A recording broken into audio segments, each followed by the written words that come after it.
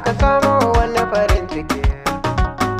Mu gane so farko na halitta ne da mu, inda kai sanadin shi akan samar da mu. Mu daina duk wani buci da zai halakar da mu, san da so aikin shi guda dai sai da mu.